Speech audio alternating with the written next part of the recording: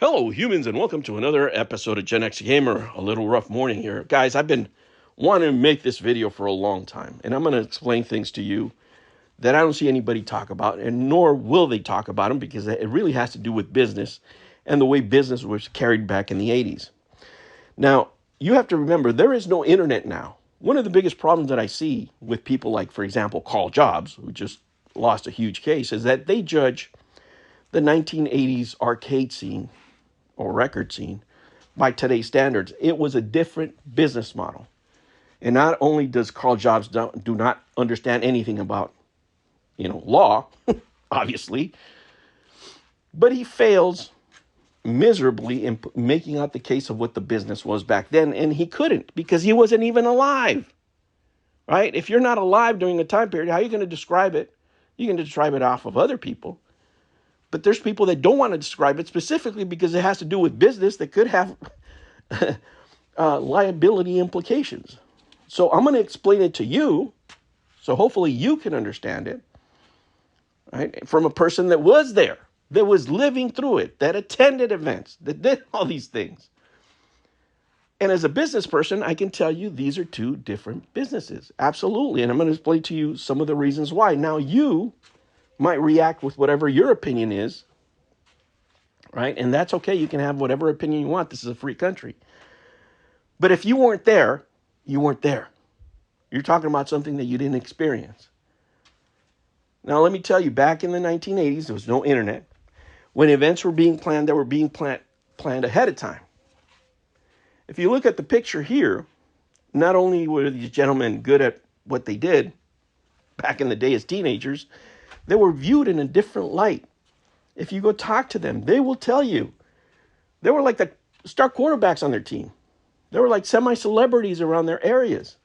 They were popular. They were like little rock stars, right? That's exactly what they were like. Trust me, I was there. And the thing is, with these events that you planned back then, they're not like the events you plan now. Now information goes instantaneously. Right? And you could have a champion one week and it could be another champion the next week. Now, that's a problem if you're trying to set up events.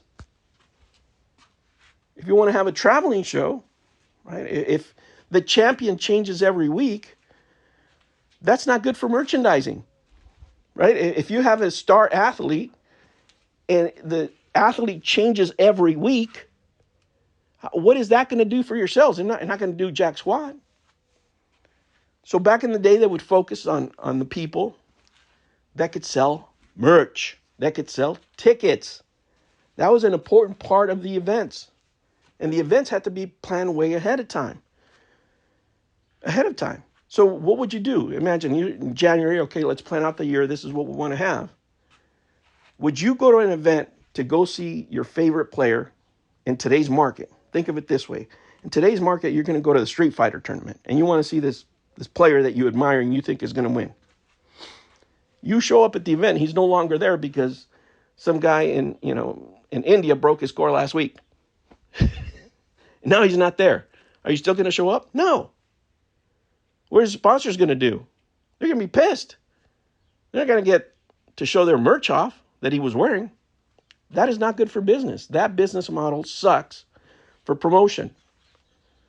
Because think of it now, let's say you paid $10,000 for the day for, whatever venue you're going to put on there, right? You're paying $60,000 for different things. Other celebrities are going to show up, other people, signatures, what have you, different stuff. So you could be into an event, $50,000, $60,000, $70,000 in before you've even sold a ticket. And if your main event is no longer the main event, and instead of having, per se, somebody like Billy Mitchell up there who can sell merch, who can sell tickets, you have some unnamed dude that has the personality of an apple stem that doesn't know how to talk to people, that can't push merch, your business is in trouble. It's in trouble. There were different times. And to judge them in a different way is erroneous without taking into consideration that the huge part of that business played into that, into that. And businesses now walk away from it because it's not a good look in today's market, in today's scene, the influence that they had in these events. If you're Activision, right? If you're Activision, who do you want to have? Do you want to have this guy that looks like he's been masturbating for 10 days in a row, hasn't had any sleep? Or do you want a guy with a sweet mullet and sunglasses that does know how to talk to people? Which one do you want? Which one do you think is going to sell more tickets? Huh? Do you think you're going to sell more tickets with Billy Mitchell, international badass, recognized throughout many countries as one of the best players? Or this guy over here who looks like he just got out of church? Right? And no disrespect to any, champions that are now, because it's not about disrespecting them. What I'm saying is the marketing is not going to be the same. You want the badass. You want to play against Billy Mitchell, the eternal bad guy. He's going to talk to you. He's going to talk smack to you. He's going to tell you how much lesser of a player you are. Why do you need to bow down? That's part of the show. That's what people are paying for. The reason Billy Mitchell is in a lot of contemporary media is because the people that control that media were Billy Mitchell fans when they were teenagers. That's how good the marketing was back then. It's not that he's taking all this credit, right, and all this stuff and making it all about himself. People that admire him making it about Billy. That's part of the show.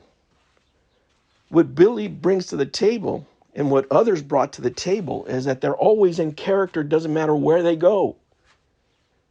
Right? Do you want to, some guy that was like, well, I was doing marketing this morning and I saw insurance during the day and that's what I do. And then, after my wife kept yelling at me, I started playing asteroids and that's how I got the biggest sore. You want to talk to that guy? You think that guy's going to move product? You think that guy's going to sell tickets? How long are you going to talk to that guy for? You're not. That's the whole essence of the promotion back then, and I hope in layman's terms, I'm able to relate it to you in the best terms possible. Because that's the whole point here. I'm not going to sit here and lay different, business strategies that they used back then and what have you, but I'm just giving you the gist of it, right? You had to hire not only the right players in order to market, you had to hire the right referees. You had to put on the best environments for your players because nobody's paying money to go see them lose. Whatever it takes. You're not going to kill the show. I'm not going to put $100,000 on the line so some idiot, sitting on a computer 5,000 miles away tells the world that everything that I'm doing is just for show. That's not going to happen. I got to protect my $100,000. Right? Somebody's paying these players. Somebody paid back in the day was paying Billy Mitchell. Somebody back in the day was paying Todd Rogers. Somebody back in the day was sponsoring all these folks. And that money came with certain conditions. That's a fact. It's a fact. Nobody's giving you money for free to do whatever you want with it. Nobody's giving you merch for free without any strings attached. No, it's full of strings. The reason I'm giving you this merch, the reason I'm giving you this money is so this happens. Period. Again, the reason I'm not mentioning names right now is because everybody knows who we're talking about. And I don't want to get sued. So that's point one. Now imagine that somebody comes over and sees, oh my gosh, this is so successful. Video games is in another realm now, what have you. I really like this what's going on here. I'm going to buy it off of you. I'm going to offer you, X amount of millions of dollars because I think this is what it's worth, whatever. Now, when you buy a business, it's on you to do your due diligence. Any contract is going to have that on it, not legal or financial advice. But there is no contract that I've ever signed for business that doesn't say, when I'm buying a business, it says, do your due diligence. It's you as the individual who's purchasing it that has to do all the research. If you didn't do it, then you're screwed. If you overpaid, it's on you. You don't have to buy it, right? You don't have to buy it. You're the one who's offering to buy it, and you can agree to a certain price. If you overpaid at the end, you don't get to cry, say, oh, I didn't do all my due diligence. I'm sorry, guys. No. That's why you settle in court sometimes. Because you didn't do your due diligence. Right? But it's sort of like a company that's interested in having a UFC business and buys a wrestling company to do it, and then complains that the referees aren't UFC certified. They weren't supposed to, you moron. This is not what this business is. It's a different kind of business, and if you were put the business and compare the businesses together, it would be pretty much that. Wrestling against UFC. In wrestling, you have to have a show. You have to have storylines. You have to have promotion. You have to have all those things, and guess what? People enjoy them more. They said that UFC was going to be the end of wrestling. The wrestling product now is much more inferior, in my point of view, than it was before, but it's still around because people still want a good story. And the UFC fights that are the most popular are the ones that have storylines. Conor McGregor, is he the best fighter out there? No, not anymore. But does he bring in eyeballs? Absolutely. Absolutely he does, because you can sell merch, you can say eyeballs, you can sell tickets, regardless of what you think of the guy. And that's pretty much the two businesses in a nutshell. And for people to still compare 1980s record gaming and shows to comparing them to today is insane. They're two different businesses.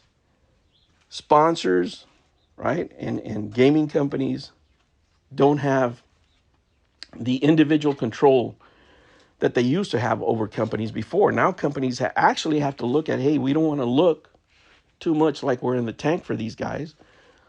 You know, for example, the Game Awards. You know, that would be a clear show where, you know that there's influence, right? The money comes attached with strings. It's a whole commercial for the thing, right? It would be unfair to compare it to an independent type of show, because it's not that type of show. Now that we don't have E3, we don't have any of these things. These shows are necessary. They need to be corporate sponsored because that's what the companies want to do. And in effect, what they're doing now is they're doing their own shows where they control even more narrative, because that's what companies want to do. When you're promoting a product, when you want to put your product in the best light possible, you have to control the narrative. And the business influence that was exerted back then by a lot of these companies that were just coming up was a lot more than it is today, because it was such a smaller pie and you had to plan events in a longer period of time, which would lead to better storylines. To this day, right, which one of your favorite players is going to get paid 50 grand? Think about it. Think about it. It doesn't matter what player we're talking about, whether it's, Super Smash Brothers, Street Fighter, Tekken, okay? Which one of those players commands 50 grand? Not many. Not many. But a guy does it that was doing it, almost 40 years ago now? It was all that influence that I'm talking about. To me, it was a better product because it's more entertaining. To you, it's not. I get it. But you have to value things the way they were at their time. And today's gaming has nothing to do, right? Today's gaming scene with record keeping and all that stuff has nothing to do with what happened before. And these companies that went in and bought in on, what was going on previously failed to understand that. And they feel that they overpaid. Well, maybe you did, maybe you didn't. I don't know. It's none of my business. Right? And certainly the courts didn't agree with it because you have to do your due diligence.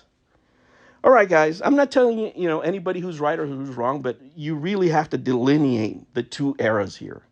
I think that judging everything that you see from history by the point of view of today, where, we have a broader perspective of what happened, we have more knowledge of things, it's really a mistake. And it really doesn't let you appreciate the things that were going on back then. All right, humans, I will catch you on the next one. Take care.